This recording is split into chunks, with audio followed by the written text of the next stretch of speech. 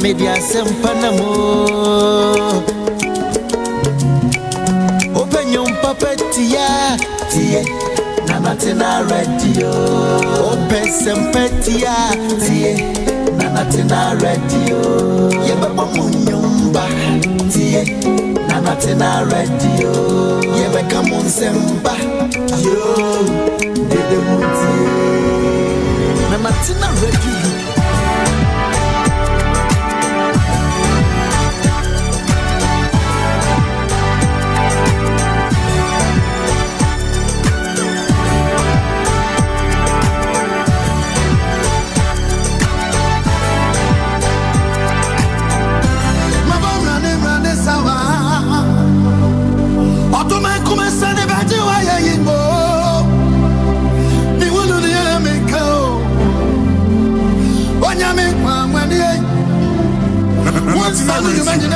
The gospel to the world. When I am burning in now do matter crocona kuemwe. Israel crocroine. Abraham Yame, Jacob Yame, Israel Yame. We saw no fantasy youth. When Yamia Kwame Wakumo, Okwame was an offer poverty.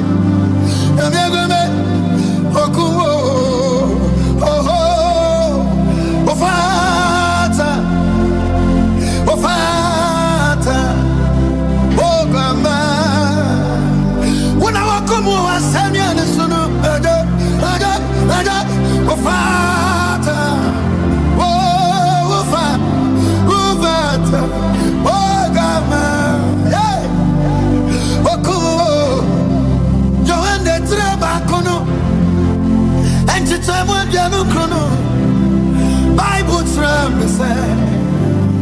I get no paimano. Ya wende unu Yesu sawarebano. Wadi aneka siapati musa. Waini nyamia kwa maoyi vyase pone kunu ni wate. Wanyamia kwa maoyi vyase pone kunu ni. Hey, wanyamia kwa ma. Wanyamia kwa ma. Wanyamia kwa ma. Namia kwa ma. Okumo. Erade, wafata, wafata, wafame, yeah, okumo, damane, wafata, wafata, okama, okumo, Yohane di samono, etre nani etre numano. Radia Samsung, Yawande, no, chef, Assassin for the Pantwas is on way. Radia Samsung, and the Christo, yes, one man, and no t-shirt. What's the most true,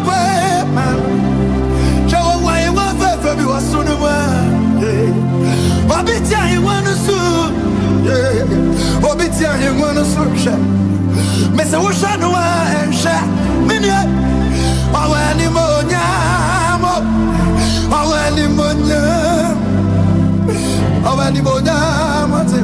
what is Saboja number? Hey, what is a cobre poverty? What is a pot of Bibrebo? I didn't answer to phone young Copano. Hey, one of our Kitago make it to everyone in somewhere. Yeah, Obiara. Anyone cross over when I'm going to finish somewhere. No, Abu Musano Sonanwe. Abu Musano Sonan. And Tamami Wamba for back one also. Hey, but the Anika Siapati Musa. Why grand of a day? So I got your tack on your son anyway. What got you when I finish somewhere? Wabu Sonano. Wabu Musano Sonanwe. I want to see my munu, Missube, pie. Now, what have you to be called your tack on your son? I got you when I finish him. Babu Sanu, Missube, pie. If it's any pama that's in the dark, I see an animal. so bien to be a confada sama by a day. Hey, Ada sama ya wo. Misumbe bre pai. If it's a man who will be able to be called your jack on your son anyway. What got the woman a friend in some way? What will son sooner? And if I get on Mubako, what's original in our cancer? Ask him so. No, Grandma, yes, you are coming there. Obama, yes, you are coming on. Hey, Judah Bush, you are coming to David, you are sitting at the Kunimwati.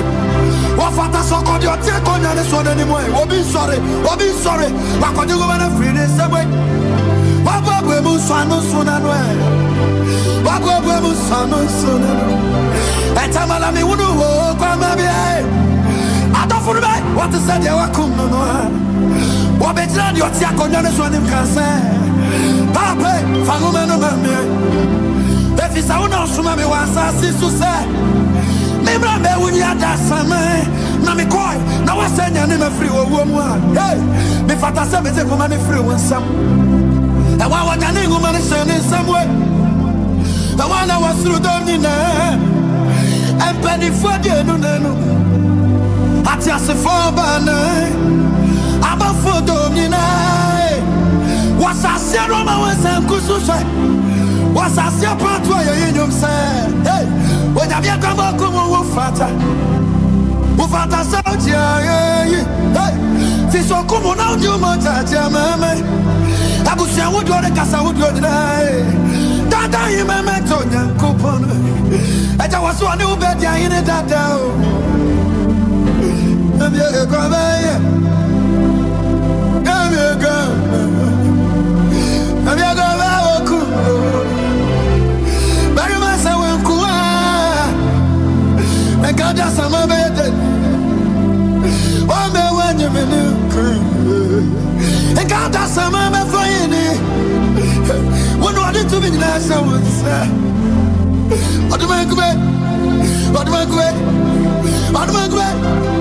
What do I go back? What do I go back? What do I go back? What do I go back? What do I go back? Yeah. What do I go back? What do I go back? Baby, me fra bro. Ah, I got me born running. 2 million around me son. I saw the way. I come up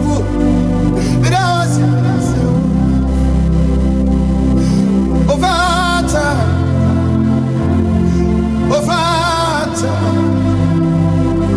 Obama. Una wakumwo. Minamia. Yeah, ofa. Ofaness. The good mo.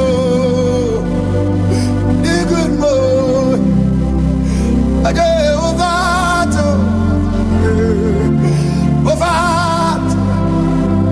Obama.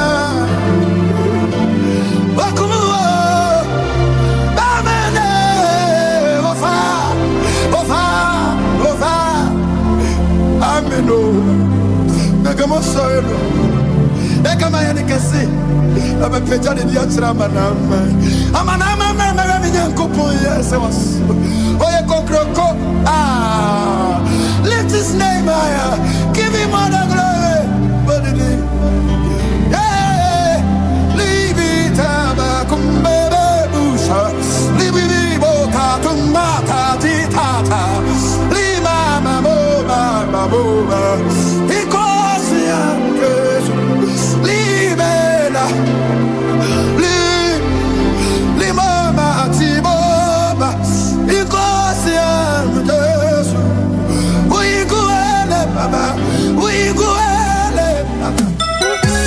Natina Radio, the gospel to the world.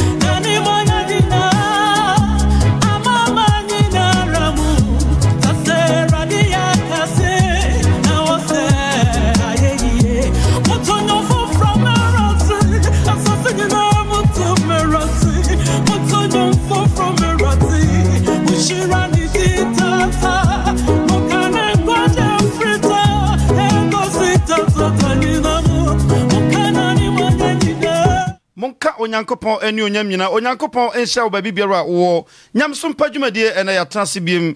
ene ba badwa ensempa no agu ye maame e wo fia ye maame Abra Denta udini de muyedro mini obi a efrene Denta no e madam fopa onyankopon enhya obi biara utien ewo na Natena radio ene ye stream live ewo Facebook Natena TV sanso na ye video no so nyina ewo YouTube Natena TV also betimi edi echi ho na ye srem odofo ya mo subscribe your channel no na fe mo follow and Facebook smo ba e ya mo share video no na mo like video comment so ya mo ma nembra bebre na ne awon fa bi e wo fia ene ano ne mo ba be chance mpanti ya mo ma comment no emra bebre no onyankopon ne onyam no enye kese wo yentem ene ya desua no se ne ye kan na hyase no ye wo Galatians 5:22 yesua enyo kakra no wo ho ene ne ye edru so no eye kindness timobro na timobro eye subia ye kan ho asama yentumi nyae etima yentumi nyae esu ahodo na ne ehumobro ne ne keka ho sa esu nyina bom ana ma o Kristo ni anasa obi a ye frene se Kristo achidi ni dimu ewo Kristo sommo enti na ya tena sidie na kire se ya hyase ana ne din kan no mema ye sister edi kan na yegyina onyankopon nim na hon kronkron anya kwan ayadwuma wo yentem ama edi nsempa no abremu na ne awotie nso no etimetie no kwan papa so anya akatua papa firi so ma me danta akwaba yeja onyankopon enhyirawo yo enti megyae floor na ma ho bi kwan ma ye ne mfa dwumadie no enkyekye so mateja enianum ne adofo yetiefu amutie yen ejira jankopon mo bro hu so da mo ase wo abibiara samaye krado na mo twen se ye de esempa no ebe free na TV ede na Natena TV ede abramo na ye hyedumedia ase na se ya mfa anko nyankopon adom ahenwa nanim a enye ye sanse wa ye kokromutie san ho bopa enye ye anyumrei me no nyina ba ya adwenkro na asem na ye ba besua eso be fa de nyina no mum yamfa dwumadi ebedi enko adom ayenwa no ani osro ne asase efo tumi nyina ewra ne ewrade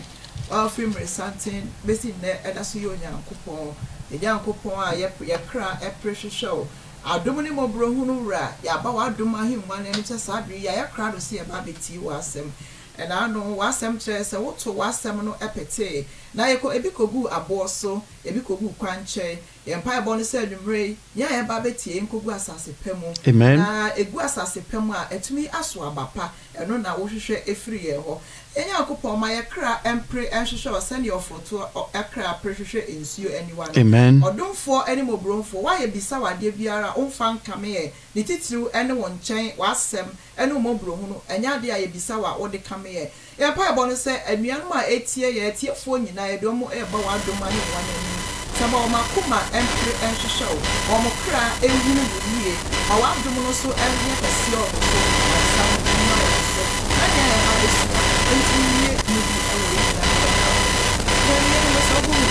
so for no young kwaje ama ye kra yenim say what ubetie na be bisade e de ba wanim e wonya meja nyame oba nyame nkonkron di mu e na ye sro sa wo pay your papa do enkoso anya o maye sese ne da adom ne nti amen odofo bia utie na Natena radio ene senia yaka afri asase no yesua esu ahodo no ene enti baby biara wo no mesre se obekeka ho na yenyina de dwumadie no ahyehye so de na ayede na ahye onyankopon aniunyam na yensem no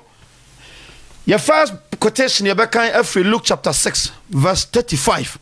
ehona na ye behye asem no ase afri ene na meti ani kakra akire wo no sanya meka na hyase ne ye kasa afa odon na se ye kasa afa timobro a ye kindness na se me kasa esuya na me ka kire obi a owotima there is no way obi a onitema betumi anya timobro sa ho kire na obi so pese oboa wo a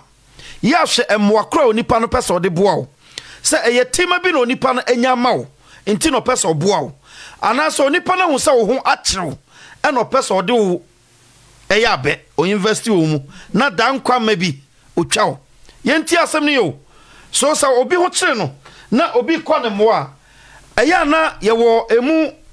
ahodo pi obi wo ho sɛ ne nua ho akyere no a saa me no hyɛ ase dwe kwa obɛfa so yusu onipa no enya ne ho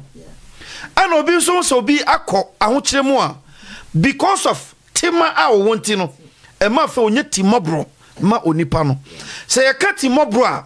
timobro ne obi a owo bi da ho na ɔmfa nkame ne nua ya timobro ne nea ɔhyehyɛ ne nua sɛ nea ɔhwɛ ne ho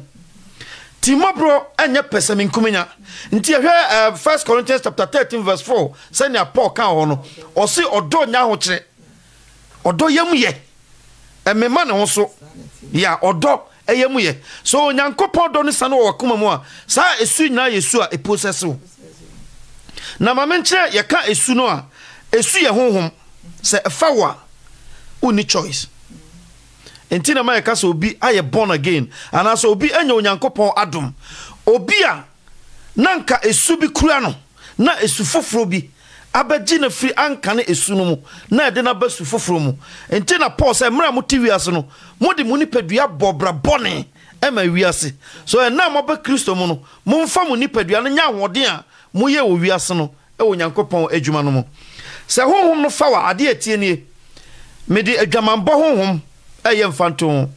sɛ adwamanbɔ honhom fa wa ɔkraman kura unya no a ɔwɔ pɛsa ɔne ne bɛda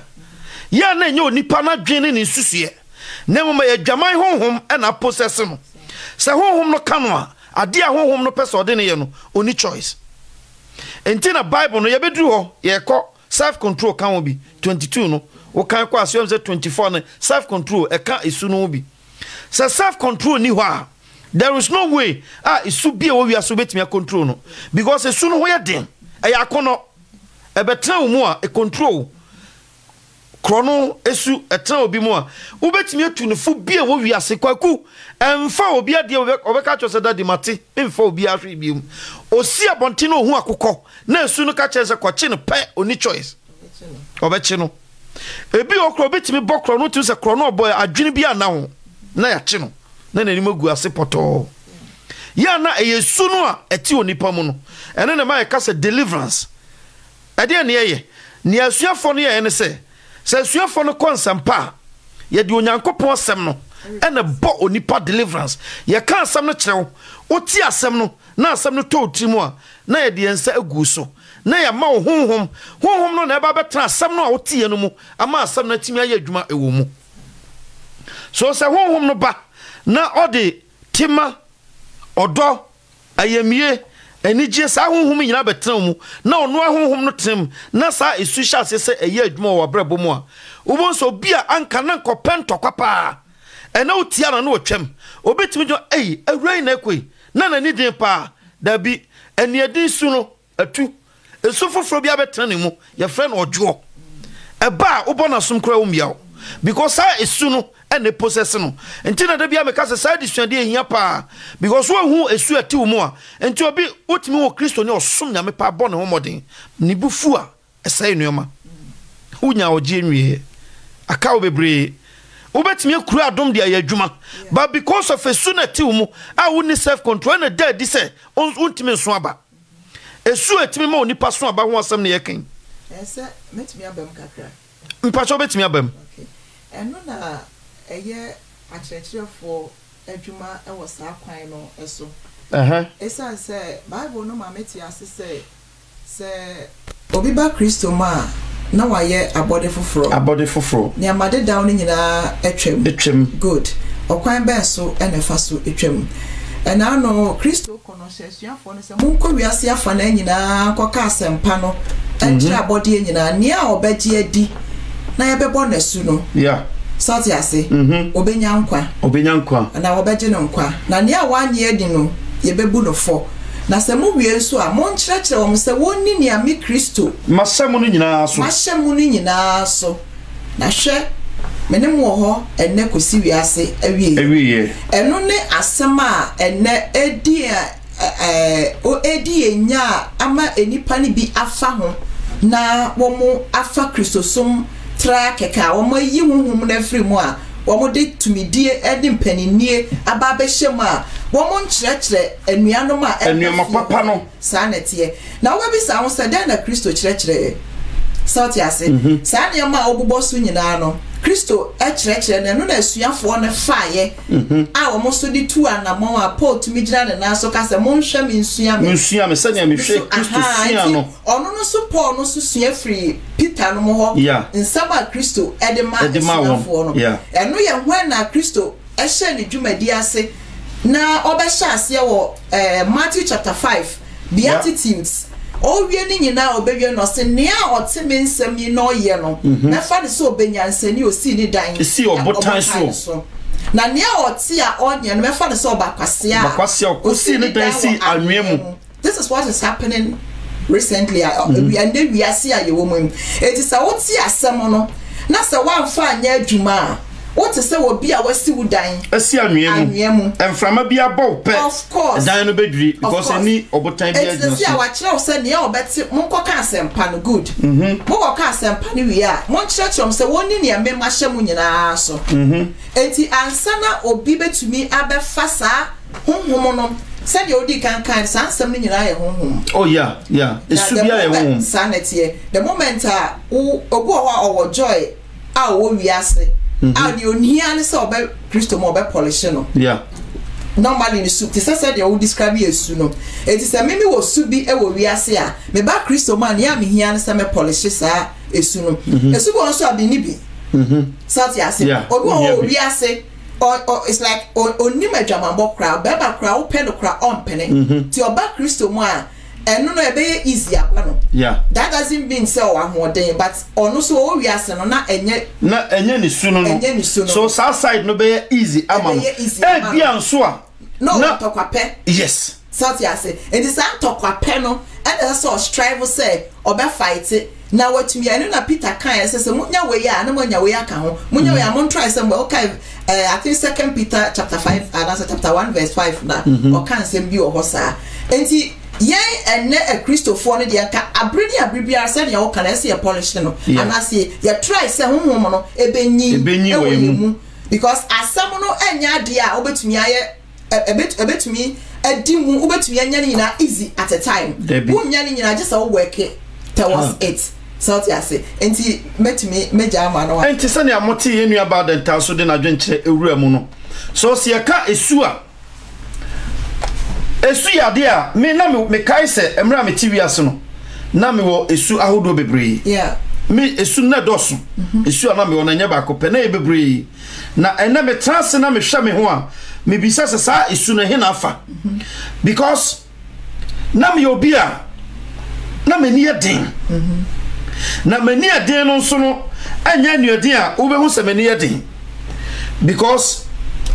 me no na me ma hu se mani eden sir aje se me prawo wiansa wo ye made na ha me a me prawo wiansa no hu sa ko isa me ne na mi onye bete sa na me tie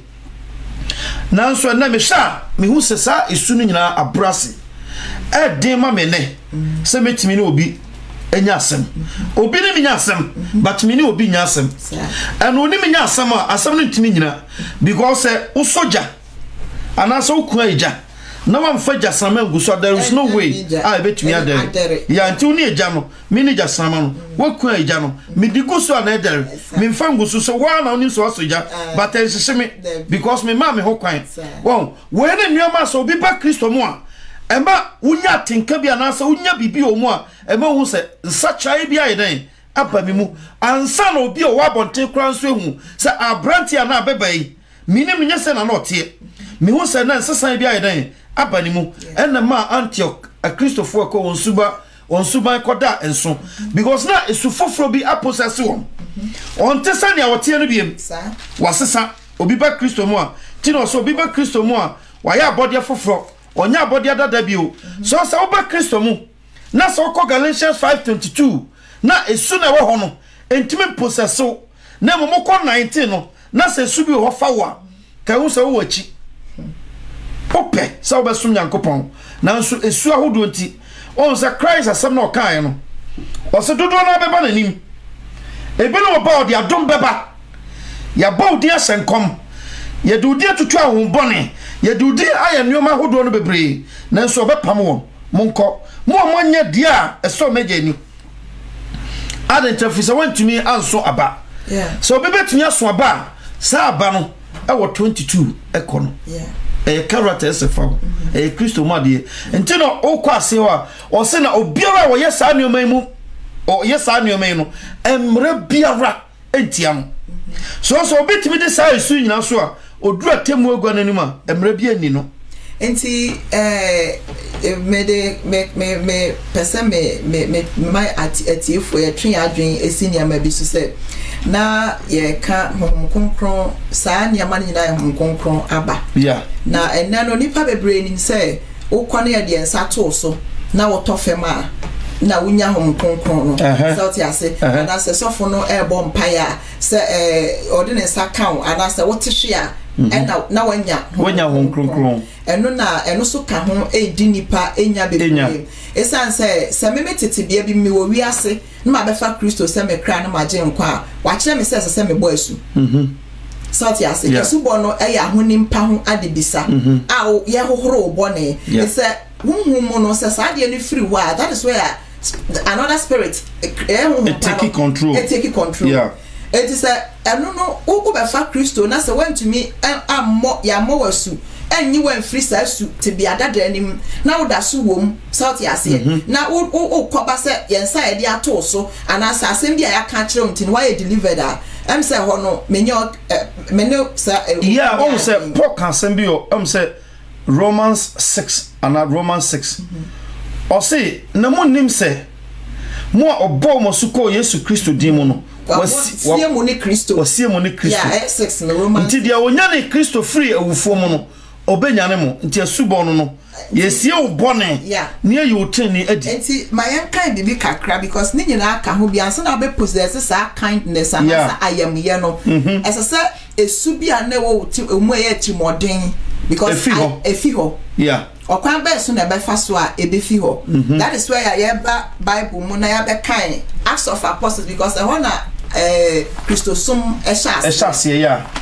or say okay Acts chapter 2 now verse 37 na ekona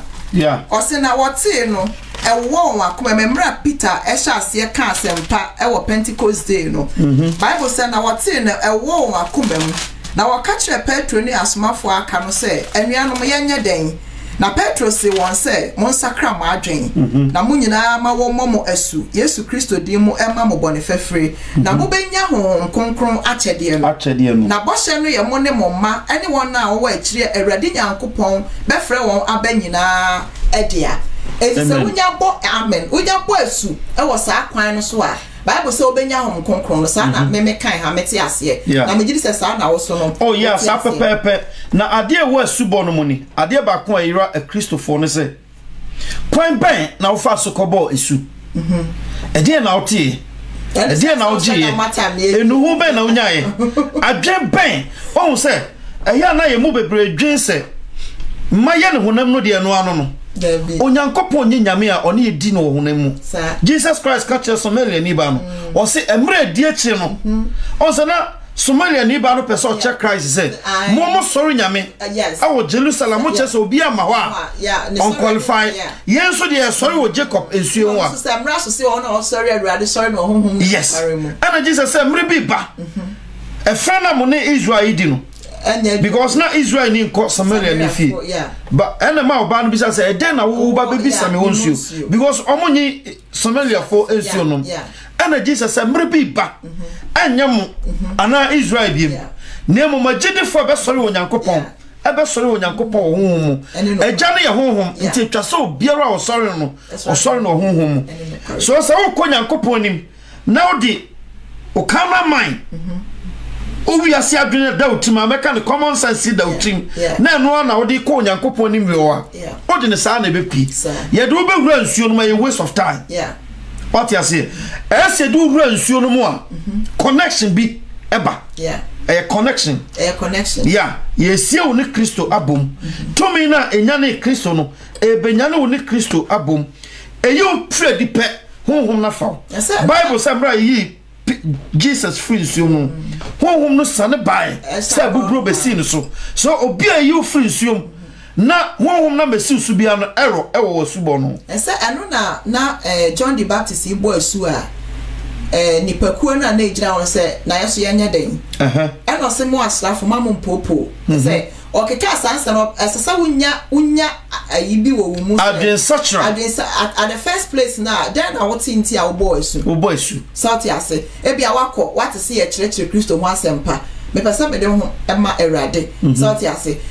eno esesa unya yenya omo baby a wokoye a woka se opesa oye saade no esesa omo no settle one on one niema hu adekodi a do hu shem South Yase,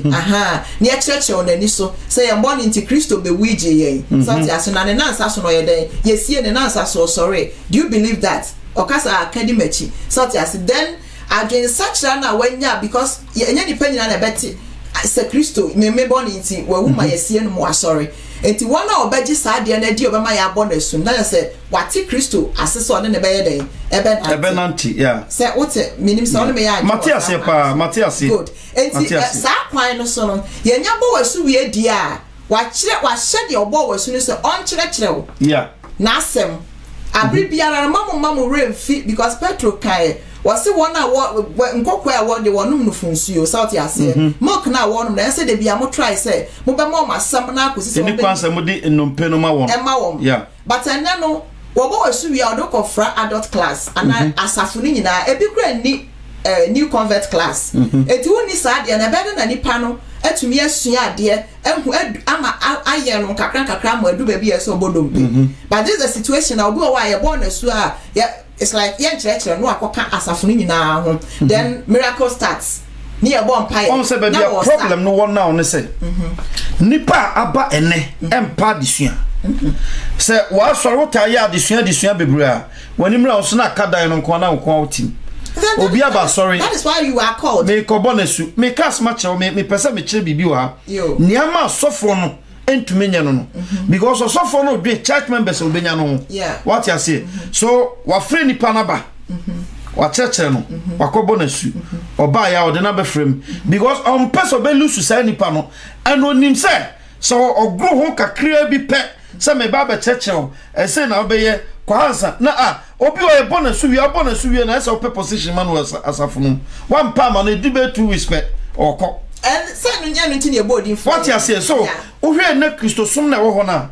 ye sum nyankopon se ne yakono epe yeah enti na ma esu american nya hwe esu american okọ Galatians 21 na oba Kristo sum na e so be unsa ba kokra possess obi 22 ni de enye easy but 19 ni de 19 de e wo obi aho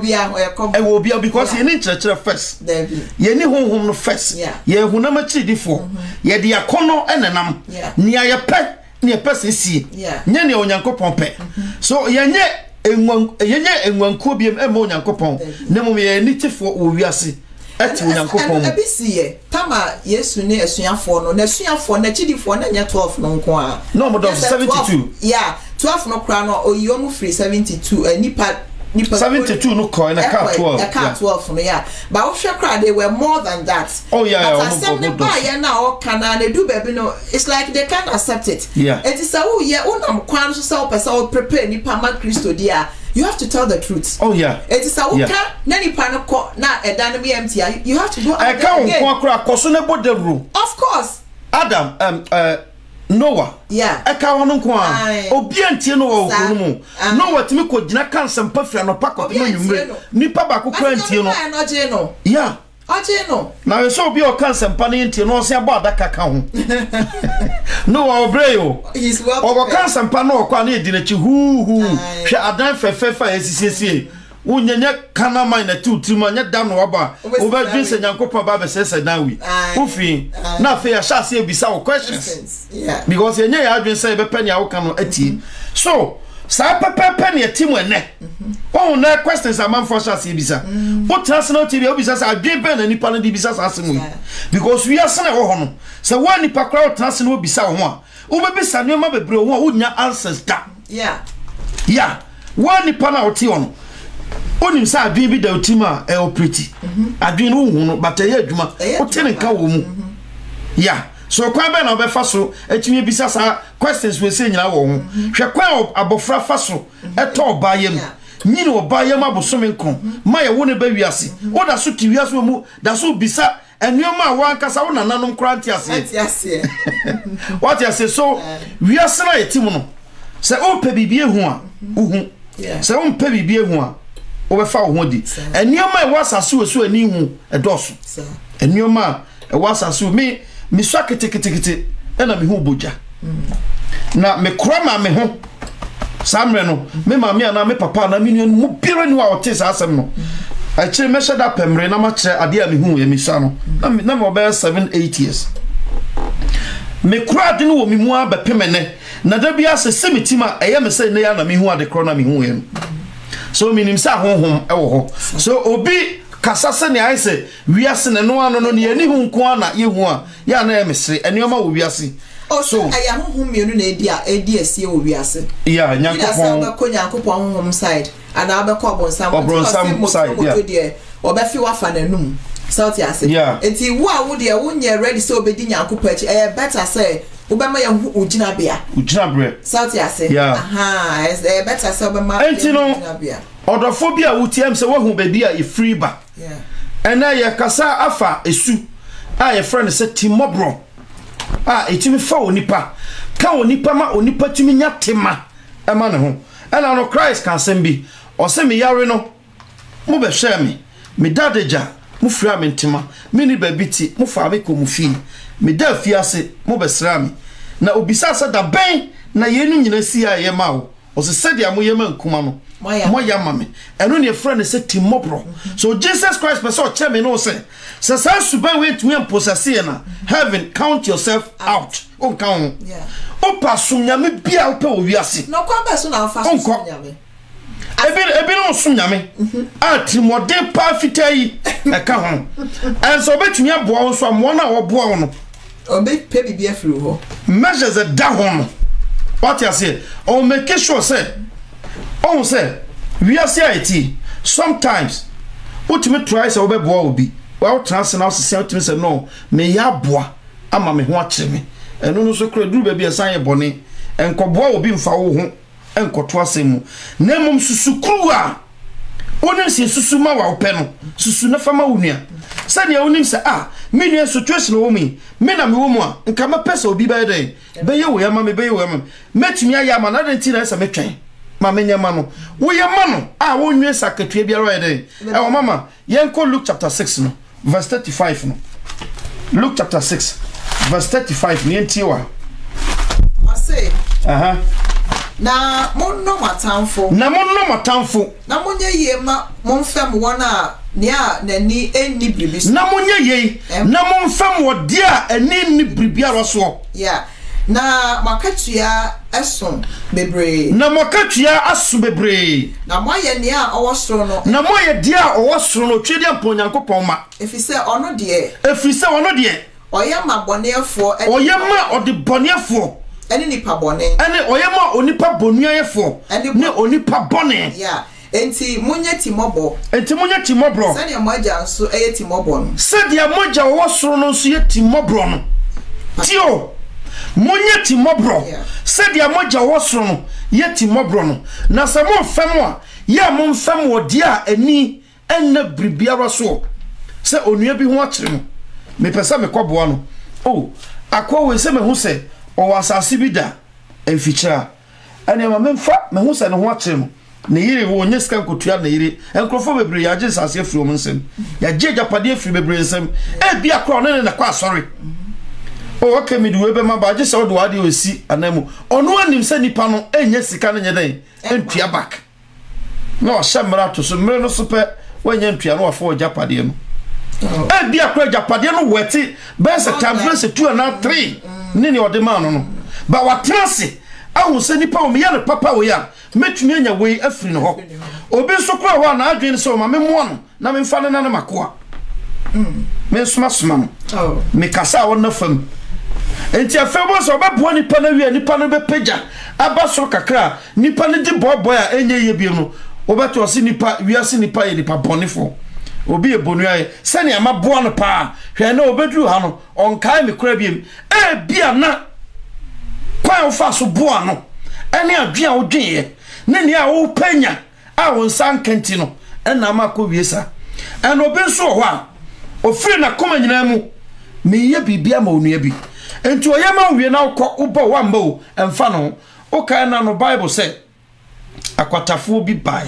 ama Jesus sa won yade akwatafo du mienu edu akwatafo du ya sorry akwatafo du ba ko pe ene bai enko na aka namba ba ko no beda ase no se uka Bible no na ote ase a enye so de nsapan keke ne bai o sabre no ba Bible no ntro no odi bibi na beda ase ye nyina nim se obi aye bibia ma wo eye wo kra na wo koda na se wo be koyi ya enko na aka no omati ayira na eno nya Christ problem na mo no pese o ka bibi ma ehu se obetimi abo ni pa 100 enye obi ana ba ya nya obi ana ba ba ntimen trase entrance susu se ma ye obi papa enso obetua meka obe disappointed because nya nipa bia na obo na obeka ya ba na chi obi ho a obo na enye onipa no na mpese obeka abebo wo because e mo na obo ano no enye wo pe na ade bo ano eye onyankopon honhom na ka ho ma obo a onipa no na se ka wo trans no yi woni afia katua be firim aba na do ne to twede ampo onyankopon so a papa na wo ye no onyankopon be si wona mu wo ba bia eni nya den eni what it was mo ye papa na mamo nya ni a ni da bibi so mo mama ni na hwe so fi so onyankopon na otua ka surprise no obeba be tua moka e won pofrem a mo so tua moka anu na Proverbs kind said you hunu mo broni mo bro no yeah or the fem erade na ansa no bi so be ba wo no na say oni bi yeah it is many bi na ma ba wo nchen now expecting more there. Now you don't possess the spirit of kindness. Dabi. South Asia. Obi biara o ka mati na o se dia o pese nipa enya ma wo no. Yes ama wo. Yes ama wo. Da obi hye wo se obedi watade anhye ase afa eso no sisoma no. Yeah. Mama hwehwe bribi e wa chi. South Asia. But because say only sa spirit no of kindness and ayemuye no. Why no say Christo ananipa ka kire na wakwa asori ate say obi ho kire na boa no yeah but obey but that enfree na kubam that is where a response bi anya den emba because wonya wakatu Christ wonya wakatu abada ope wakatu afi onipa wo because e mo na wo bo kra wo mo nwie kra no obi ate obi onso obi ho ache no okwa akoboa no enye so paketu e bi afi onipa no ne opanionyam afi onipa wo ame won se yakwa idie anuonyam hu Bible no kana ne to aso no yenko kan Philippians chapter 2 verse 1 na yenfa to aso nko yanim ena de ya adwen se be pontem Philippians 2 chapter 1 verse 1 yeah Philippians 2 say Christo mu effort to be say odo arachichire bi say honhom ayonko fe ni ba cho sase bi mame enti say Christo mu effort to obi say odo arachichire bi say honhom ayonko fe bia say ayam hyehye ne timobo bi wo ho a say ayam hyehye ne timobro bi wo ho a momma manije ewie du say mobadwen adekro enya odokro momma manije ewie du say mobadwen adekro enya odokro okra kro ene adwenkro pacho tu no me pacho kan kofam miensa no monwen bribi atutupe ana anuonyam hunu pes monwen bribiara ewa atutupe ana anuonyam hunu pe ho na momfa ahobrase adwene emmumu yonkonom enche mo ankasa na momfa ahobrase adwene emmumu yonkonom che mo ankasa mo momma obiara enhwe enkode momma obiara enhwe ono nkoara ne de emum onhwe ne fefo na emum onhwe afoforo nso de bi manye selfish ewa abrabo imu yeah say obi woti mobro there is no way bet my selfish ewa abrabo imu da adia wo hwe Africa yempani for no most of them yeah omo lucky pa no omo ni timobro omo ni tema omo ni atenka sa atenka no bi ni ho say obi ho kire no na yenko ne moa so sa atenka no ho a there is no way ankwala betwa wo hwe bridge bi ankwala fa so twa nsuo ko school na wo hwe kasa ministers bi no muti na wo hwe adan obi be minister within short time adan itimi toto ebinum timi te dollars millions of dollars ne de atofie ne atim na abofra nam bridge so na bridge na bu na watonsuo no wu onim akatua ewo bone na odi ye no so wakum nipa na onim nti no se Zion di mojahwieguo ana akikire wo man no ya Zion di mojahwieguo emu atitu gie demudie ansana ya ye bibia sofo mpo gie akatua ansana wa kyekye edefo gi sika ansana ya hyenkom saati bianum na yaduru eni so ye ka timobro ye honhom bia ehia se efa wo man wo hwa abrofie timobro honhom wo mumu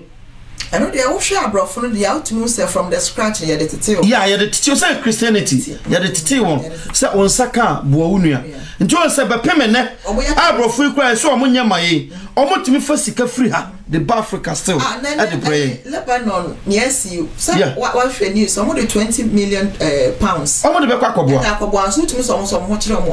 omo apa but kwam bia so mbe fa bia kwakoboa omo ye no eboa omo pa yanti ase da onipa bia anti ase on say Bible no say no say obiara Proverbs so obiara de na ade wanka so Kristo ni onipa biara obiara so oya dibonyani so oya konfo so oya malam so oya hwan so oya hwan se owo sa timobro no honhom na ofife onyini say Bible ni nsem ne bebre o wa bosha wo ho ma na obema wo sort ya se di waja no ne na wonkwa na warasa se so enti say wote wo na wonni waja ni a enka nkrem se obenyi ache enti sa ye woni ma ne bebre ho aboshe ewo ho enti sa we whoever you are say na odi kan bobo so no so we adoye nko ade a wadua investment sort ya se wherever it will come from no you don't know even say a dream kwachi kra na ayam ya nyankopon nyaaye se on pese ye bewu o ye mboni mu no ana ode ne ba Kristo ye dan emaye ayam ye enti sa kindness to say etimobo no a o hwene a eba beba awie de say ye beba ni paso no on your obe sacrifice se okai ewo look no see etimunya timobro sanya moja wo so no timobro no na onyankopon ni timobro me ne hwan aka me se ne hwan what you say nyankopon ye na timobro a me ne hwan so me ne hwan se na me ba betena se abepu obi aten e wo ne mrato ho se obi aye me bone so ese me yire me hu tua de ka hye na mu ne otua me no na me refi me so me bone amaye enti sa wo hwe investment nyankopon ye ya me no mienu ba ya adwen se aboa no bebre ode ba akopɛ ene ba yo but then no say as a Christopher no so cry na ye me fa Christo cry no at least a be more than ne ba no oh yeah be to be the we are say benya sesi a we are so ye hwe ma hwe a nyankopon ba sesi a hwe nipa be to the obenya as investment be to the obenya e fa so aye na mo me free to ko ne mitimi nga mitimi gire mu because no wo hwe se offer Bible now kind Bible no ya sometimes me am your sempakani no me kind Bible na drew baby me bisa say Erade na mekobi you are qualified bon and ya na nkrofo susu se ne Bible no kan onsa obisai o say na modwen se trosem no kasa kwana obisa ana modwen se trosem no e kasa kwa drew baby Paul say momma on na adam momma on na adam na odibonye ni biara on kwa heaven and metasia Jesus Christ said no one none ye no sa no nipa maye no be why na nyankopon consider no abrene so oni pateni ni no nko this will be otene oni pateni ni no nko nti se na oti wiase ne na wa adwen so nyankopon ba na se o ka se obedi ni aye che o mfa obi anti no se na meti oba ono o hia nipa dada nti oba kwan bia so be consider famia o nyankopon una ohia no wona ohia no na ne ma o nyankopon ha no ho wo ho ne se nyankopon wo timobro na yamuye eno na asoso ente na da sotia se ana Bible no Jesus Christ se ne moja tiwenye timobro amamo no ho na possess eja no a wadomo agate love a wo hu ne a onye nyankopon wo ye na komati o wonya broken heart wo ye ho nti no oluma akopa ba bia tena dia on person obeban ye kra no edu ba Israel for tena koma Israel 40 onyankopon akoma sa pepepe ene ede ye no odo na ti onyankopon mo no otwe ne ho free dipa ho a enye ye kwate ye dadada konyankopon ate egu nanso no nyankopon hwehwe se faso no odi maye ya so obenya okra ba kumpo na ode na ya asafo no na ode na ya ayefro ama ne bana yefushi ada no eno nko na ohia so enye nipa dodo asem ene ye ka wa na mum ye ka brabo papa wona o kan bible no na o tie ni atrosem no ka na odi ni atrosem no ka so enye atitesem sofo bia oba be trose honhom na aka tere no honhom na ka se confirm free bible no mu because honhom me ka bi foforo bia se honhom foforo ana se obi free baby be ka ne ye de ama mo yehu a so ti asema mo nyini nya den mo nyini ni yeah because ne ya sa ka ye de ama mo na no na mo nkura mu na so obi free baby e be ka se asema poor be ka ya na ne ya ti no whatever it is no se ma mo nya den ma mo nyini so ti ase na when some Jesus aka o Matthew we nka Matthew Mark ni Luke John no nyina mboma ya ba ko asem kro no a na yembra asomafo yembra Romans 1 Corinthians 2 Corinthians yen camera fama emra massive revelation hwe nsem agu o pefoforo ben biem na aka ho anso no righteous man ne o kra utimi ni so enti dia biem o se honhom no pa obeka mo dia maka mo nyina so enuema bi o Christopher mo mien take ni serious kakra ye de nuema di agro ama agro adie hwe eka ye hwe sa esua Galatians 5:22 me kan ade ne dru ba bia menya honhom montiase o me bisa no se edie ena na asofo ye cheche ye tiezi e be sha se o se me to Facebook na osofo bitio sa no be kan wi o on kan bibi foforo bia me hu se ena obi che ba bi ena bentro kura no me hu se o de kosa ne ba o de sa ne ba na me hu se ne ba na wu ntu efre ofie bia ba bia wo bia fa wo sa to afidie no so na me mom paye ma sa na ewie ne yapon ne o kan de eja no kware pa esan se enne niama koso ayentumi the sa qualities we say you possess na be part of us no oba bi tina ase wo Bible me kind of story a etumi ehye enkran pa e wo sa ayem na yem ye no ena nam soa na yebenya Kristo oba wono so pani oba ye born din ewo the genealogy. I don't know how you guys pronounce it, but Nyanko Christo aseno. Yeah, I want to assume the Bible. Yeah. On any oba ye born din ewo sa I want to root. The root, yeah. Obey nya ye mo ye ti bobo e ma na ase emra ni kun agu na onim se sa maami amedi na chimi nkonya hwe wo. Nkonya hwe. Soti ase o se me no beko unyame beye me nyame ba bia wo betena ho na metena because waka onim na ase no se odin ho twere no a there is no way na ase no be disappointing no enampa ono ne tima ono ne amanema mu ni a onyankopon de ne ba Israel mu samre no ebe ye te se no be wo makwa kwa I want to so no kan obe share I want to so no mu bi make yeah so edu hwe oba ni su a otumi sori kopa aduane bafie ene na asidi a onim se no na wo kan se papa wo ya ho expect bibia back because oba no hwa o menya be ma wo maami ho maami wasenya fe na mebe wo ba amodi ka benyi no abewa ti ko waja no waja fie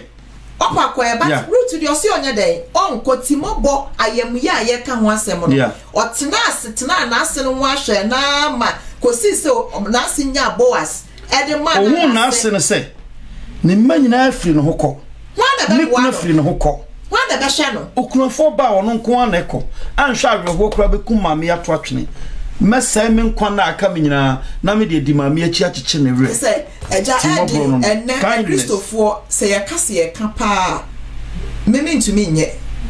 oso ebia untumi because some akwa aware sort asema ho ama ase no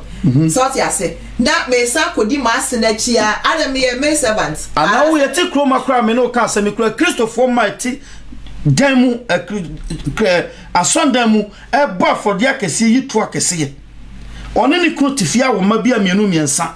because of so person no kwa kwa single parent na ogisika na ohwe no no trafia onya adwumanti no na wo yi ni kro si abontin. Can you be imagine? Na wo yi ni kunu asi abontin wa pam ni kunu no nia onyankopon ka bom no because of ono kwa ne selfish interest wa pam ni kunu na asi abontin sani ono kwa abeji ne ru afisa nkwala ne hia oba ne oberima atete on ne ma no sha se so mu nyini na omo sha se so omo de krono ne niam ehunu se kan won na sefo ba pe na no so ase akwa butu mpai bom ni fiefo na eye me ma ai me de me ma ko Ghana ba ye pe ena hu se me ba pani na ni so sha se aye krakra ka ne papa na wo pam no si abonten no so so na ba ni so su bia kata ne so sati ase na sana me hwe place ni bia no tu Igbo fo mafu se London crime buy na Igbo for no do so omododo na Igbo for no so single parent ni too much na kwa mo fa so ja o mo kunu mo pe benefit age na mo a o mo on obi na tonyo se sika na de obedi na nso bedaji on enso tena se na onya timobro ma onipa hwe bia be ma ikra na nafta so invest in life nyina wo mu ono wa bobra wo ma na adwene so manya yire manya ma me trans na ma invest wa kone ho ebia japade kra wa nya bi ono watrase abobra abedrum pempenso bi ne wo hu se won kwa wo single parent wo betime nya wo ho wapam ne sia bonten won kwa ko enjoy wo de kon o man be say because o man afi bi o mo ho be ma foforo ai usubanti na wonya wadwe so be ware bi je se no say wo ko fa we ba 6 months o yusuru wie pa no wa wona tiko no akofa foforo o man ho papa foforo da bia na wo sha sasu eboa o man emoa won what you say so enyama hodo bebre ho a koso Christopher yentemo a eni kwanse ke body mpo e wo yentem na because of enchechera anywhere ne na ye dia ye nkomsha ne mpaibo e dia ne mpaibo betima ya modi bonyani obi onye na adwen so obesachera obi a wonte asempa no sachera na adwen e dia ne mpaibo betima ya ma no wene no kresa se ka che onipa oso di bonyani mpaibo e ye chiwade wo nyankoponim kan sempa no che onipa no ne obeje no bonasu fane se ja obane onkrokro dimu na omenya esu ahodo wo Galatians 5:22 okro no esu no nyina process nipa no na onsha sesa fe oyoba oyo Kristo ni ba oyobema oyo Kristo ni bema aniti ne Christ Kristo kayo o se o adwuma no so na just apafo no so apafo de so kra so nsheda nya wan hwe ne abehu sa apafo gu abotin o apafo no sampa hwe Kristo ankasa te ase no na ebinum dinidin so preach o of course na o mo preach samra no doso na nso Kristo sa apafo no esua fisa wona waje atum so bekwa koye adwuma no kro na tene kwan so no sua bweka yekoye ba so funa ankasa wonam ho no sa esu ameka wose ba ko kran processing no dabi ba ko processing no ede no de amawo hwe obi wa eno de ma ne wo don sem eno de ma na ni fana kasa one ne ka no esu na kasa ne processing o wo bi ankasa funu medusa o de cross no tia na so kakra bi tia ne no obota wo gina onim tia na so ketua bi na hade me se na asofo ne elders so churches bi mu a si ye pini ehu ani sofu bitimi ba eda bi hwa o sofu edi me ka me bi a kene no ntia e no de awo no pa eni o tama se asesa no ye de ne ko sofu no so hwa na sa eda bi susu no pe sa wo so wo topa hwim no hwa wo ko se fam because wo be ha no juma ye dia no politicians kwa ye chen ye a Christopher ma enye se kasa na ye pese ye kasa ye nua ba ma no asama o kan se emu eden ne mu eya se bema chese wotie nsem ni bi pa abojo it's like ye fa abojo long suffering crowd ye fa nton chen se timobo ayemuye ye ka root ade a oye ye na papa yi ka se chese ohwe mami a obi ani na chi obi ani na nim obi chese why na be sacrifice we na bobra omunyina akobobra ensi omuye no omukọ back nti mami nko anko can you do this say wo nko betumi adi mami achi aboa no wo nye but emra so say si apesi enya akwanya wa ahenie ni mu dia moma ye hya asese ya brabo moma ye hya asese sa suibi emma part enya de bia na obetumi aye but practically no ade bia be practice no Colossians ka se bi ebe ya atade de show yeah so ti ase ebe ya part of you ah we go wa enye ye apossess achu so ti ase eti moma ye hya ase yenya perfect but emra be try see ye ho adwuma no nyankopon be ma ye ho ahoden na ye mfa nidie ma ye kunum ma ye trimu nya din to the extent say wo pamu be ma because of sika no ne wo ma wo pamu be ma because say wo pesa wo ye selfish na nipa hu say wo na wo ba no and now do niam akoto Facebook or child akoto status or child akoto ha bisa hu say dem pa na ne be bro say onipa nya no hu nyina wo wiase na o hwere ne kra e na wo benya na wo benya e na wo benya e die nko na wo pe wasase so a ye mfa ma wo kire ne ye mfa ne nyina ma wo na o kira nko aka mfa so a wonya firi so kire ne wo wiase nyina ye mfa ma wo aduru o kira no pa bra na beka kye se nioma no di wiase nyina ma me no e mfa so amanyani onipa wo mfa so sha wasase so woni ji sha na obi sre o kira na ato no su obi tie ni jemo na kira na ato ne awerho e die biem na ato wiase a wo pre anti wontumi nya tema kakra e wo wiem e ma wonu adesani a ne ti asase so obi tumi ye obi bone adru baby na wo yi ne na to so na osre twetwetwetwe bo wo hu so wo miam ama nipa no ho akye no e die nko na wo gi woni timobro ayamuya ye ka ho asem obi wo ani parents okra ma wo na ba wiase no o krom ha o mane no kra ye den ma no yeah because say or for say near opese onya wa ha no onyae baba menka asem bi nche o say di waja no na ni sa e boshe no e wo hopa ye adwuma enti se wonni ayamuye emfa ma wo parents now the office say wonni unkwa wo bo bra wa usika wunya nyina wo de to wona atade hye now ma mi wu na kwaye ye kakraka wo yonim guasefo na ba bi kura nsu na so wutumi ye ayamuye ma wo maame no papa na maame da fem a wansu no ankosie no kura ehira ene wo esan say wo otiasie no wo yi wo yam ehwe no e ma wo maame ani je say ono so anya wo wonya oba bia ma na hwe no tese wonya wo so won kasa kura so traso to be maame tiase no ni ye we ma no woni timi ji wo tim na oba so baba be ya na enokwa de na nchen on hware maame o na ya sign de bayie asia to abere wono so asia ka ho o say obayifo African kwa na maame fo obayifo unya nyine na tra mpani fie mu kwosoro pe wo obayifo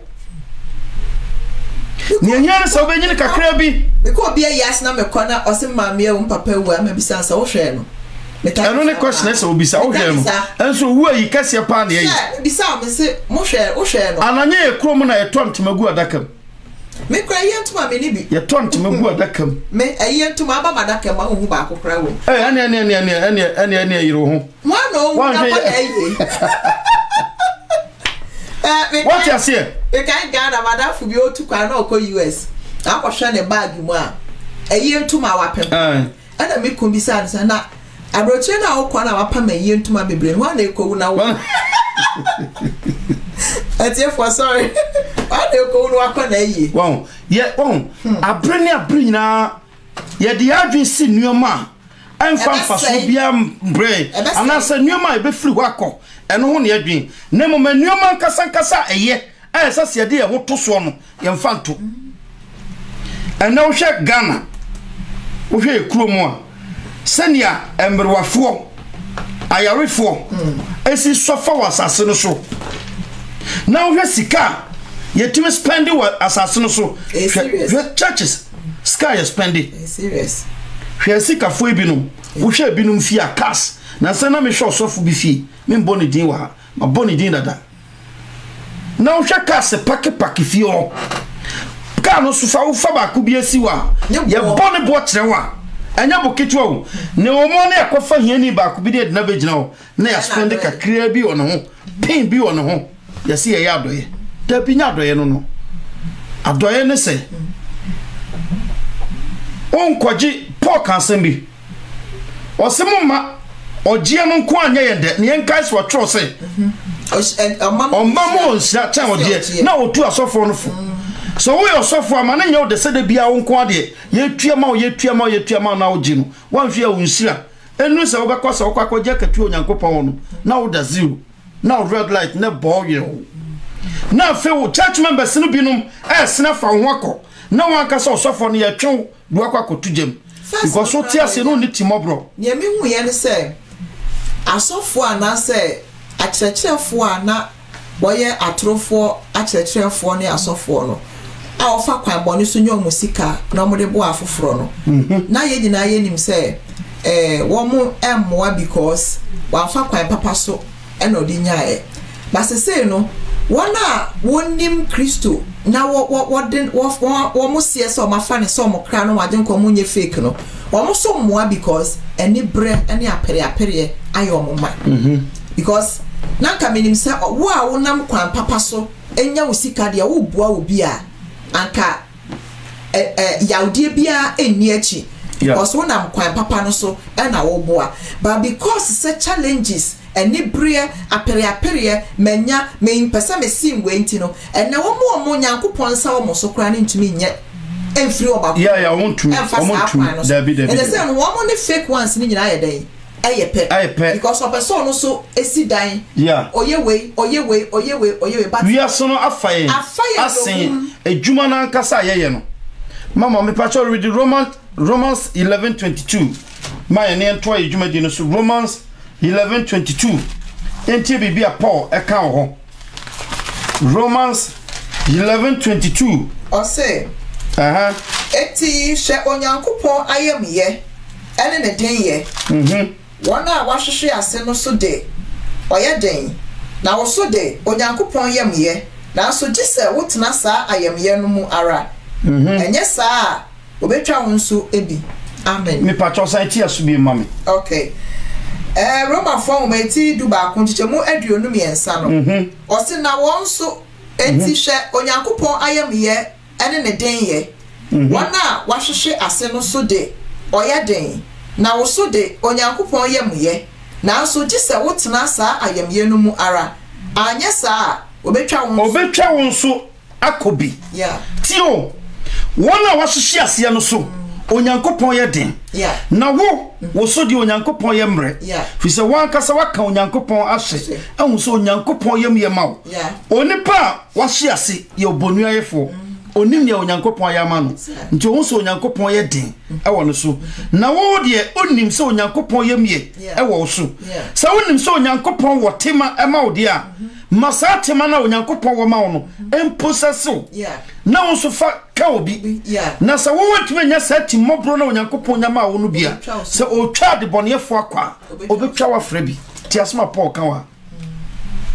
tio so yo Kristo ni na unitima honhoma ka ho sa tema na onyankopon de ma wo na mre bi ba obeye ne tema na firi ho sania utimu ya den e wa foforo so no sa na onyankopon timo den be ba wo so mama kan Romans was sign okay ana me enko kan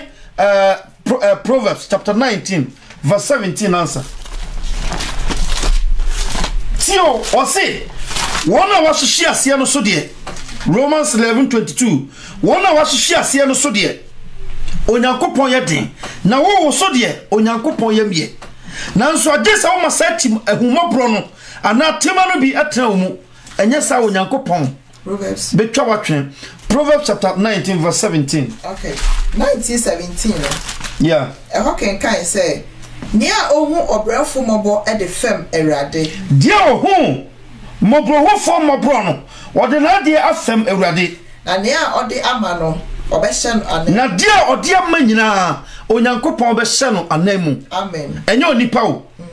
enye onipa e na behye no anamu ntia no Christ kan sembi o se samori ya do ya momma mu benkum enhu oni amunifa riyo na momokatua no aka kokoam na moja wo ho kokoam no atua mo kokoam ka ti asoma wakawa obiara ho nipa o ye mobo ono ankasa trase hu sa nipa yi mehwe na ne ho akere no ma memfa ma de we mfa nkoma no odi akwa koma no o se sa onipa no odi na de afem onyankopon entia na no ye hwa ye se enuama binom ne merema binom akoka Lebanon omunya take it embassy na papa na okasa na nkasa kasa ball Kennedy Japan din so next year bi hu ya mpa na papa ne gina TV so a oye hu adwuma am say so say ye nyina wo sa tima bi na wona anyinya bi kura wonsam enye sa tima na obi ekoye tima because yesi asrewa ohwe na no ansa na wa de watenabia na edi ya so nya se Kennedy Japan yi 150,000 de kwakọbọ o se me so me kwakọ onye be kwakọbọ kro no me achiu na mum kakra bia obenya no last na Kennedy Japan kasa obo mi kro mu nkrazadin se obi di say 100 Ghana or den e de aba de ba beboa utim se nipa na nibi but e come enti kakra na wo no wa dweta ho kakra so de kwakọboa fe so obi yi $150,000 de ko obi se me de 100 Ghana e ba beboa oh but tema no ho enti e come sa kakra bia wo no on fa nkonkoboa ena nipa na bebre so ade ba ko se nipa na bebre ho e bonu aifo opa fa ne ho nyina afama no otwa no ko gina ba bia okra ne wa ma ne bi kro mo ne di o wa wo ma ne bi no wo obedi captain and say was so first because now adwene mo ne say nipa betu ya ma me 200 ade ti no ma me 100 na so bia wa wo de wo ho no wasisi hu say 100 na metumi dia ma onipa yi o say say ka wo ma ne bro bebre nsususuye no sometimes wo na mo na okoba obi hu a onim say wa shada so ama eno so ho obi hu onim say wa shada so ama so bound che be say 200 na wa ma no na wa ma ne 10 and na wa ma ne 5 and na wa ka say me ni bi pe what problem adenti no nya bi ama no ya na ne ref say oye sa type on ntinyo no nko a na wa ya ama no but obi o wa bosome crack say ye wa brochi hey ebi wa ya budget a whole month where you way obi e bi say uska ofie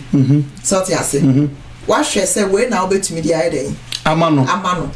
what they call ya na no ai obema wa say ade na ne o de bre mi na ska wo de o de bed so ti ase no ba bia but the ka so ya ho de ne say wo de ne afiri wa kuma mu na wo de aye den wo de ama e ma ni mu abam because wa ka ti aye den e wo soro but why ubefo say nipa na aka abodin bone na ye ka ho asem no eno na ese mo wani ji because why are yeah so ti ase onye bibia so wan tre won san ken ka ho asem o tre won santi e na ama bibi aba ho ye hye mu nkran say e ma obia e fa ye mu ye ehun wo ye bibi nipa bodin bone ade bi a wo ye nipa ka asem bone tia wa bible say e ma ne how because wa ka tia eden eso e wo soro esa se wan hwe nipa anim anko kuku ba bi ma nipa ade a wuntumi nye ankwa ankoye but wo firi wa kumam ne a wo bia no wo de aya adoya na se onipa bodin bone a me sha wo den se e ma wa ba mu na mo ma wani nye na wa ka tia eden eso wo soro enkotie enkodi hu ya enkokasa bebre wo ya sanso a akatua bi anya den enfimumba emma buwasungu papa wo ye no so mani nyina emu achi na mom kato ho so se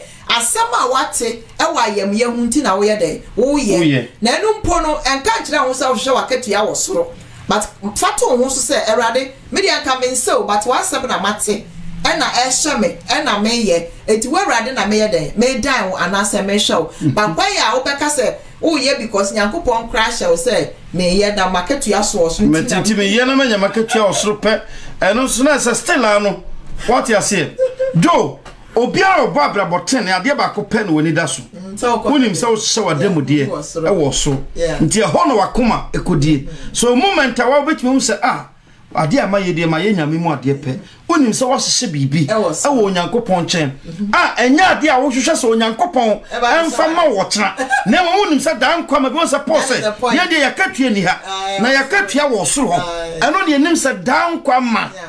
ye de be kwa kwaji ni what you say so Kristo ni mapa bia no na ne da so say nti na Paul say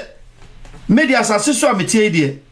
e ka me nko anka mawu afiri hako na so mu nti e na aka me nipa ho ahomete e du ba bi o so wu ya me mfa so e na mete o sofu bia say friend kum chacha na say den o se Paul kan sa asem no na wo ba akokora wi nti no kan sa no ya branch anka o ka so wu ya ne mfa so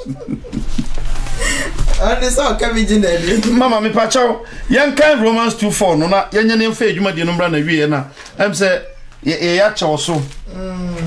Romans 2:4 okay Romans 2:4 ya kan ni wi na ya kan Proverbs last 11:17 account na say the edwuma de no esi wo ha ya o say Robert Formama etimi no nchiche mu 9 no say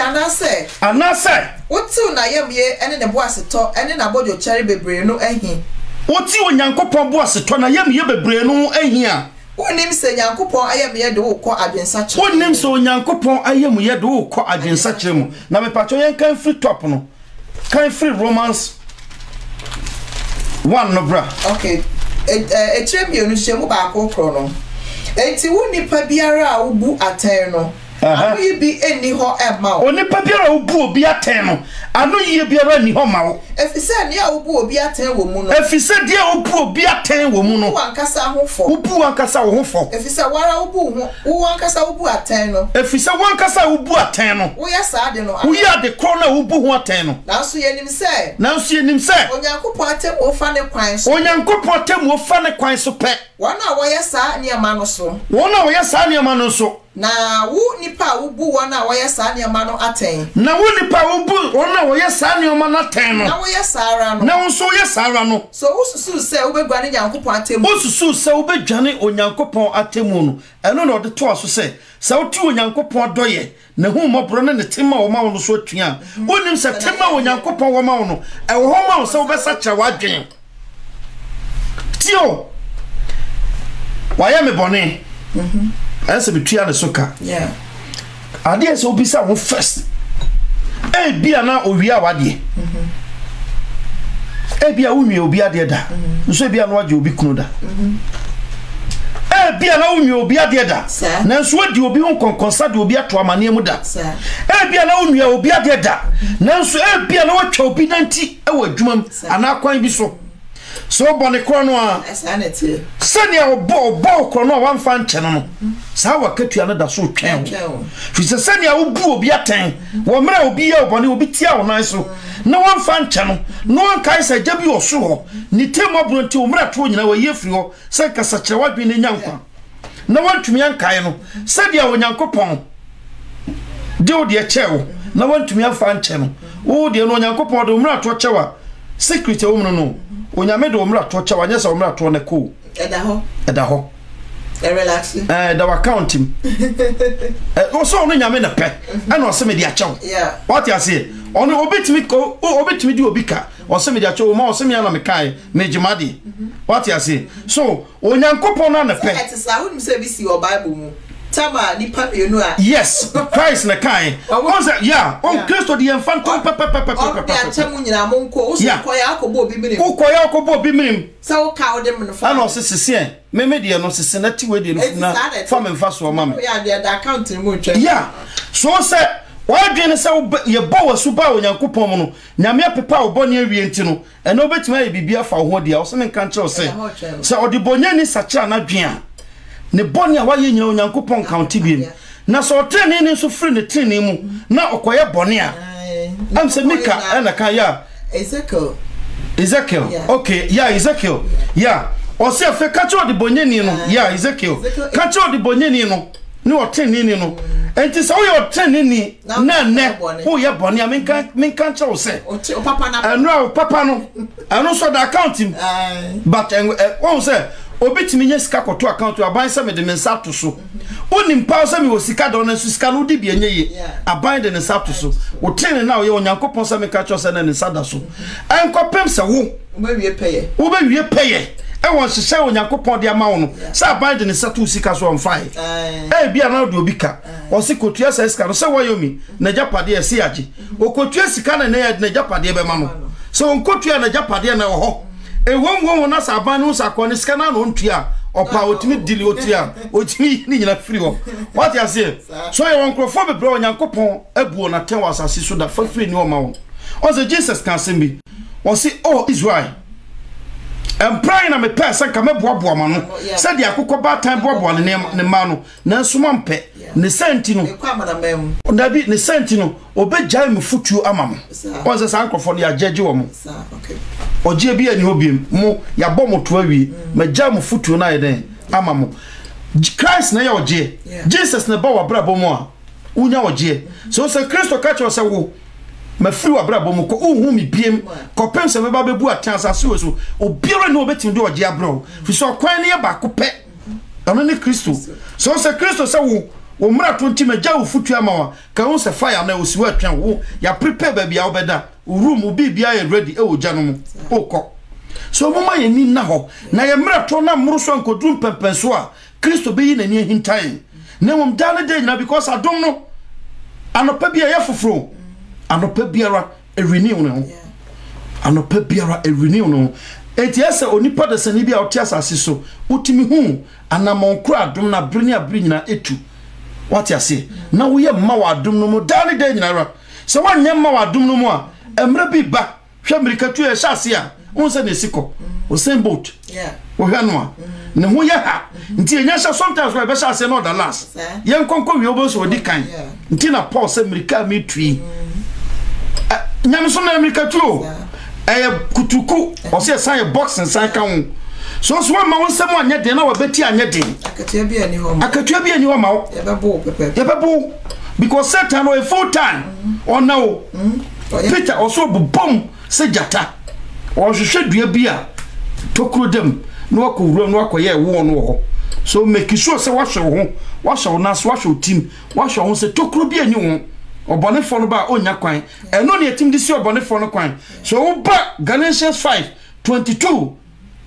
na wo mo ni dawo na wo sha se usua esu ahodo ewa no wa bompai so onyankopon honhom emphasize esu nyina mposese wa o de beto mo kwa e free ne hia so benya akoma bubu akoma pa akoma ji onyankopon asem o de becha okwa na wan kasa obedi ho adanse se ne na kamete ankane no nya saa na mete ene me pa mini enko bi kamia ana obi yamadia na so bi obone na wotu okra wo mu na wasan edi manipa no ya woteni Christ kan no ba wo se munhye wona otamo ifsa sai esu possess wa obi tan ope ube sha se nya tima bi ama onipa no because ade beba otimo fence ade na ha nipa ya wotu nani asamisa onim sai bone na nipa no yeden ye na onim bone fon so yeden akatua so ade ba otimo sa fe sha se di ma onipa no so obi e bone ana hu odi bonyeni na untimi ndi ma no na o plan se obe punish na ka wo se punishment eda ho ma wo because o mra to no eda so gu bank ye deleting free wo da wo be fu onyankopon bo pe o se amia na mka se me dia chew wo ka na nie bra na betua ena Jesus ye ho fanto che no obi a obi de oka a ye do akokot ye do du court o nipa no se sika na o de me dia chew ko unya ntua o si so na wo kwa ukosia obi odo ka wabone minim so amfa misika amame a me ma wonko ana ne ode ne ka no bepie so na obi a me do ka cha osisi a unso koto obi a oda Kristo asemo ka emu da ho fine na minim ye ntra na yetimi tira sonda mu yetimi mo sa ampa obi ro mpesa me koma nim me bompa e brenase me do osuru jagu ne so me do osuru kanta ba ne so me ye ne wei na wo nya ni pabone ma obi ana bisa wo empire na wo bon wo botia wo ontini o ya na se empire na wo bon se wo botia wo tamfo no wo yo tamfo ma obi wo ja okra wo bon pa obi ho asem hye wo mu ntino se ba for ibuche nanim se ye dia afode kra ba na ye kai se na obi wo asem a ye nkonko siesie ansa na ba ni onyankopon pe no nyankopon hia bibia afie ho dia na obetim dia wo nyankopon ono no pese o wani ba wo so se wontene no matter what it is no yes perfect don't judge say I don't judge and say no one way or the other who was from who need the crowd say send your kind what comments and so enti adenti and I pese obaje the other two esan say o kire o say rade fan ya ka chen say de che wona say de che wona o de na ka no enti say wo no wo ti wo no woni obi aka wo pa che say wo no wo ye obi a wo ti ama woni untumi wonye obi a bone so chi wa adwen si so say wo tumi ye bone de obi so betumi aye bone enti so obi aye bone a aye wo bone a yes wo hu ni say wo kra so tumi ye obi bone enti let it go, just let it go. Just say ma no kra ma ye wa adwen because wo tumi fun kotom obi on so kra na wo ye ne bone ade ba ko ehunu no a Christopher no de ba ko pa hye ehuni wo ye ne bone no ono wo ntua wo ka wo but na kuma mu enuoma wo dwen fa wo ho essence wo atwen krante de asi usu onim se nipa honhom ne krai no na honhom na yetie mu na ye adwuma to za Christ na mu di komonum no enye bone na mom ne frem mu ba wo betimi ahom obi kra so adwen na de hom ye no otimi hwe nsia na afi wo hyase ye kai papa bia wa ya mani pa no ana mo bia wa boa no na odwen se bia nipa na bitrewu otimi hwe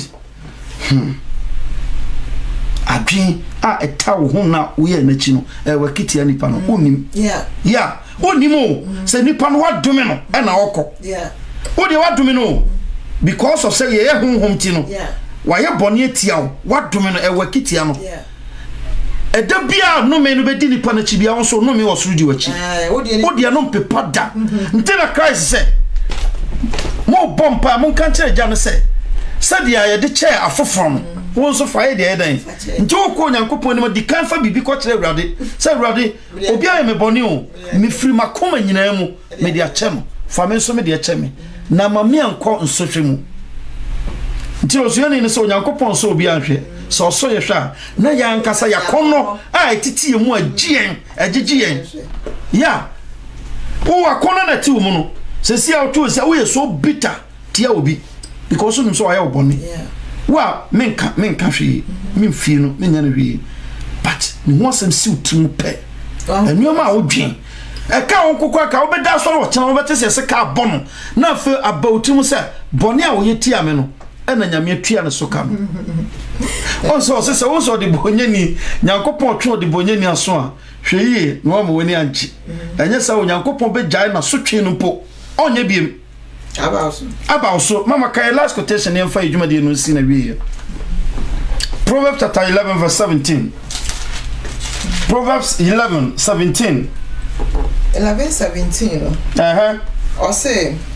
oyemiefo ye ne kra eyie oyemiefo biara ye ono ara ne kra yie na otimodemfo ehaw na nkasa na otimodemfo de ohaw ono ankasa ne ho tio on sania waka ne oma mienu odi bonyani ha ono ne ho oyemiefo ye ne kra yie na otimodemfo haw na nkasa haw ono ankasa ne ho obi oye bone ye tia ne nipadua because odi bonyani bia ye ne nwuma wo honam so oye tia honam na Bible so bi o se honam no onyankopon be se honam ne kra nyina na otene ni die ne papa oye no esanso ofia koma mu na ye nti aye kokoa mu dia so onyame tua ne ka wo ne kra mu nya ne honam mu na otua o ka honam mu wia o kra mu wia eno ne ma ne fredie fi se so onyankopon tua o ka o kra mu pe why say Ghana health insurance o me yo hoyi say ukutieska o yare awakọ ni akohwe o free so wonya tua o sika no wia o yare awakọ ye hwe I say chroma tax e tue wo say utua we your friend say NI yeah utua enum na am say yare se nyina e free ba o ko hospital ye hwe o free because wo tua dada sa na onyankopon tie sa wo babra papa onyankopon mu na so onyankopon twa odi won kwanwoma no mu a o qualify for nyankopon mu ne pa bia a ono ankasa nyankopon no susuo se eye maw nya ne a osusuo ne ono nyankopon susuo se nipa we sei me ono nyankopon ne bo ya hwe se ne oye nwa na ya fa susuo ye wo hwe nwa omo shade na omo dem no ebi de esu ntu bo a obo se nam e wo mu no esu obi de esu wo bo a obo se nam no esu sa no nyankopon aye ye mu bi no aye shade na ehim ni esu so sani ayetie no nti no osuani ne sese woni aye bedie ni aye be sha mumma enu ansom bomayen enye obi na abasase so be bilonia o nye obi na be sidan wasase o so me na me kan obi o ho a on sidan me ma me wan sidan ne ma ne be sidan ma no na so me kan se me ma me kun ne ho bo ne ho modin ehwe ye ne obetumi bi o ye man ya enti yesu ye nyine ye no ye ho se ma me ne sika o de be sidan no wantumi amfansi wode hwe yen ene ensu enkosi dan ma no nya ba bi nya dan amfa ne tinto so what ase so enye obi na beba asase so aka obetobi obeje plot obi ho a wa ba asase so ono ba be ye obetu foundation ama obi abesi dan asiso ya Kristo na nkasa ba no wa mesi dan na nwi o obetu foundation eno jama asuafo no ena Paul so se matobi atoaso won so bra na betobi toaso na obiara a wotobi atoaso no ye bebu ni awoto no ho aten se ni awoto no sa na wiase ne tie enti wo be wiase an ha ho bebre ye ni awobetumi ade chi a make sure se ma ye dia metumi ento so won na wo pe won ho nya no wo hwe so hwe ne nkase ne nkwase akono a enyema onipa enti ye ma ye ni na ho na ye mprese onyankopon honhom ebe fa ye no mum honhom no be kan ye na de aye adwuma honhom no de ye benante na de aboy bra na yenya esu ahodo wo Nyankopɔn mu nyinara na Nyankopɔn mu su no aba be ye wiase su no afiri ho amianya Nyankopɔn mu su na mo wafre se awo fofrofo born again ya sesa na mayanka ne abrabo no nyina atimi atwam amianya abrabo foforo na Onyankopɔn na mabrabo foforo no ankasa Nyankopɔn de amaye no so aba bebu yaten na nya sa na yanka se wo ya brabo a Onyankopɔn ba oba bebu ya brabo ya bono so akonta no otua eka ye tight etua ya eka kosi ada sorry call na yiya sometimes ufre dwuma ba no wa bre na oni twase so odware kwa sorry what you say na we nyina na afa ko gina Kristo ni mo master mabao se okay me na nada bia me tua tight master funu nya ska de tua danka nti maba ma menko onka so gina ncha na yo na wase atia wa free me so minimo owura be ho papa wo won sa fa obi adwo to bona no a wo be se ko no wa na wo anko bi be se mi anko twetwetwe ne yeso ma woni na ho na pre na konkoden ema obi anka nkyerɛw so so ahene bia ni babia ema obi anka nkyerɛw ema obi anada hwɛ wakoye ne bobra papa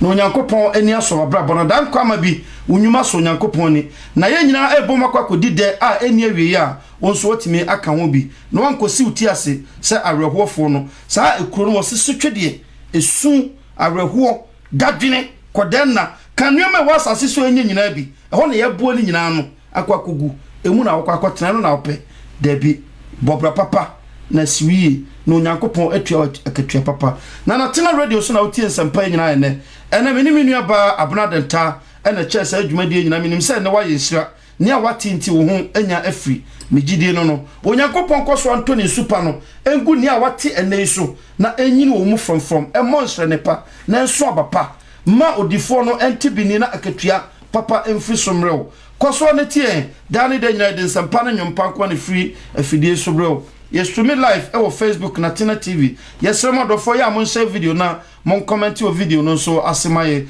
na mon subscribe ya channel no so YouTube na bibia ntime nkoso fefefe ye ni mu hwamo de biara de be koso a ewura Bible no mu ne de ne atrosam no ka no abrew na wankasa watena se na ohuhu mo hwe na so benya bibi papa bi afirima onso de atwa abrabo so na dan kwama bi asiwie Onyankopɔn enhyira ma me wo beka bibi atwato ne apon na yako